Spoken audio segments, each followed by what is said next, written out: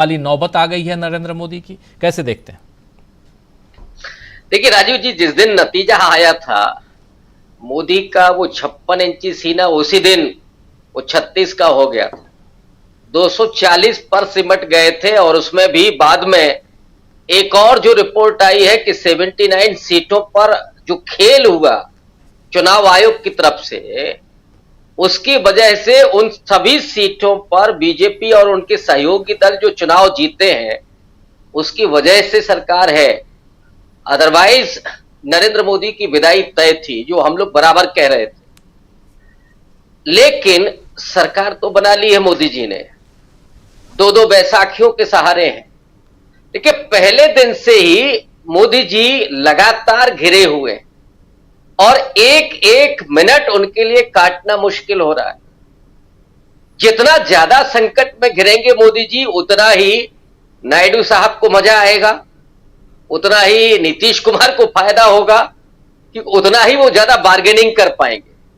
तो वो तो चाहते ही हैं कि मोदी जी इधर घिरे रहे, और कुछ तो यहां पे हिट विकेट कर रहे हैं उनके ओम बिरला साहब, स्पीकर महोदय, जगदीप धनखड़ साहब, वो भी हिट विकेट करने के चक्कर में लगे हुए हैं।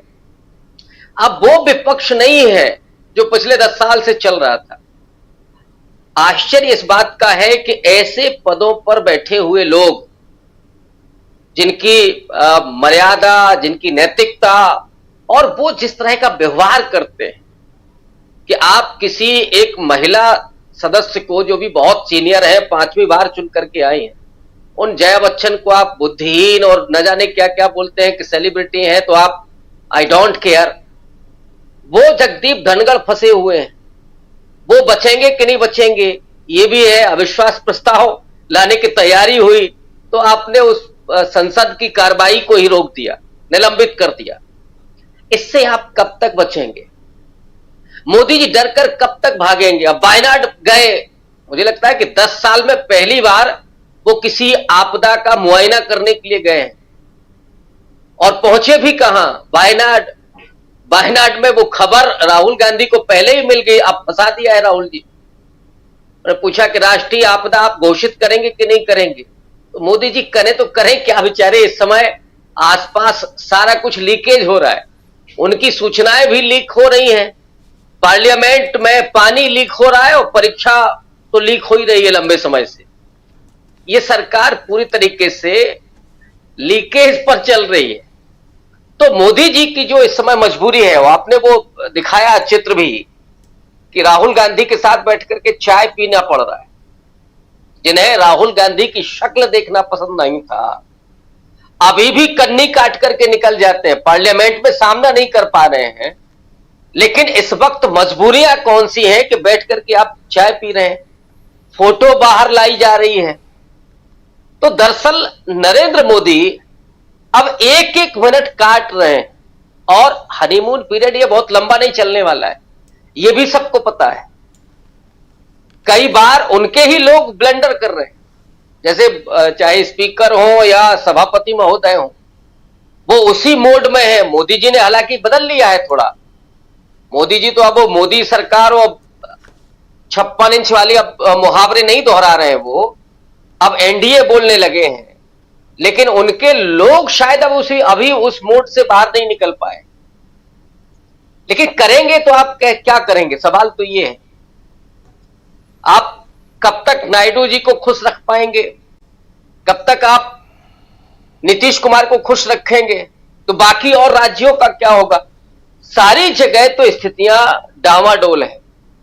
करप्शन का लगातार तो पुल गिर रहे हैं, पार्लियामेंट के भीतर पानी भर रहा है। अब वो दौर है जहां हर वीडियो, हर खबर लोगों तक पहुंच रही है, अब आप छिपा नहीं सकते। और जिस गोदी मीडिया के सहारे मोदी जी अपनी रीब्रांडिंग करने में लगे हुए थे, उसको लोग देखना नहीं पसंद कर रहे हैं। लोग सूचनाएं कहीं और से ग्रहण कर रहे हैं, लोग नैरेटिव कहीं और से ग्रहण कर रहे हैं। तो अब वो भी स्थिति नहीं है, और इसीलिए मोदी जी बीच बीच में अभी भागेंगे विदेश यात्राओं पर जी, कि ताकि कुछ राहत मिले उनको, यहां से बच करके निकल सकें। लेकिन देश के जो सवाल है इस समय, अभी तो किसानों का मुद्दा आना है, SC/ST एक्ट पर जो यू टर्न लिया है मोदी जी ने, मैं समझता हूं कि ये बहुत गहरी चाल है उनकी। और ये जो फैसला आया, हालांकि पहले से सुरक्षित था, लेकिन उस फैसले की स्थितियां क्या है? इस बार संविधान बचाने के मुद्दे पर कम से कम हिंदी पट्टी के कई बड़े राज्यों में दलितों ने एकजुट होकर के वोट किया। पूरा एकजुटता इंडिया अलायंस के साथ थी, तो उसमें विभाजन पैदा करना यह असली खेल है इसका। और मोदी जी ने जो यू टर्न लिया वो भी बहुत सोच समझ करके, वो देना तो किसी को नहीं चाहते। मैं तो पहले भी कह रहा हूं कि मोदी जी दरअसल वो जो ढपोर शंख वाली कहानी है कि ददामी ना बदामी चा, मैं सिर्फ बोलता हूं, देता कुछ नहीं हूं। अब प्रशांत जी ने कहा कि 30 लाख नौकरियां हैं, दे दीजिए आप, तब तो रिजर्वेशन पूरा होगा, लेकिन वो देंगे नहीं। इस आधार पर समाज को विभाजित करना, अब वो वर्गीकरण नहीं करेंगे तो वो माना जाएगा कि जो मजबूत जातियां हैं दलितों में, उनकी वजह से नहीं हो पाया। तो जो अति दलित जातियां हैं वो हमेशा के लिए आमने सामने खड़ी हो जाए। असली खेल यहां चल रहा है। मोदी जी की पूरी पॉलिटिक्स डिवाइड एंड रूल वाली, कहीं कोई क्रिएटिविटी नहीं है, कहीं कोई डेवलपमेंट नहीं है। और अब तो गडकरी साहब का भी निकल के आ रहा है, बड़े बड़े हाईवे गिर जा रहे हैं। तो ये सरकार चल कैसे रही थी? जो कह रहे थे कि न खाऊंगा न खाने दूंगा, और इससे ज्यादा करप्ट सरकार पहले कभी नहीं हुई। ब्लैक मनी का क्या हुआ? वो तो आ रहा था, आपने नोटबंदी करके लोगों की पॉकेट और काट ली। इधर आपने फिर बैंक में लोगों का खाता खुलवाया, वो पैसा गायब हो गया। तो 200 400 रुपया लोगों ने डाला हुआ था, वो करोड़ों हो गया, वो भी गायब हो गया। ये लोगों के घरों में डकैती डाली जा रही है एक तरह से। और आप देख क्या रहे हैं? 5 किलो राशन, और उस पर बन रहा है ये देश विश्व गुरु। ये जो देश में चल रहा है, ये जो पूरा माहौल जो है, वो लोगों के खिलाफ है, गरीब लोगों के खिलाफ है, मिडिल क्लास के खिलाफ। सारा टैक्स मिडिल क्लास पर लाद दिया गया। वो सर्विस टैक्स भी दे, वो अपने इनकम टैक्स भी दे, वो GST भी दे, बचा क्या उसके पास?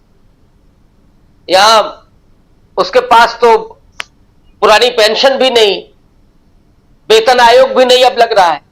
तो ये जो सबसे ज्यादा भक्त बना हुआ था मिडिल क्लास, उसकी भी भक्ति खत्म हो गई, अब केवल झुंझुना रह गया है। तो मोदी जी ने इस बार कैसे भी करके सरकार तो बनाई है, लेकिन हर घंटे उनको परीक्षा देनी पड़ रही है। और मुश्किल उनकी यह है कि अब नहीं तो कल परसों एक एक दिन उनके लिए काटना मुसीबत बन रहा है। अब आप निलंबित करेंगे संसद को, कब तक करेंगे? लेकिन एक बात जरूर बहुत मुझे लगता है कि गौरतलब ही नहीं, आपत्तिजनक है कि मल्लिकार्जुन खड़गे जैसे इतने सीनियर लीडर को यह कहा जा रहा हो कि आप अराजकता फैलाना चाहते हैं। जी। ये भी एक अलग तरह का उदाहरण राजीव। तो परिस्थितियां तो ये है, अब मोदी जी कैसे अपने आप को सुरक्षित लेकर के चला पाते हैं सरकार, ये कहना बड़ा मुश्किल है। जी बिल्कुल, सरकार कैसे आगे चलती है ये मुश्किल है कहना इस वक्त, लेकिन उससे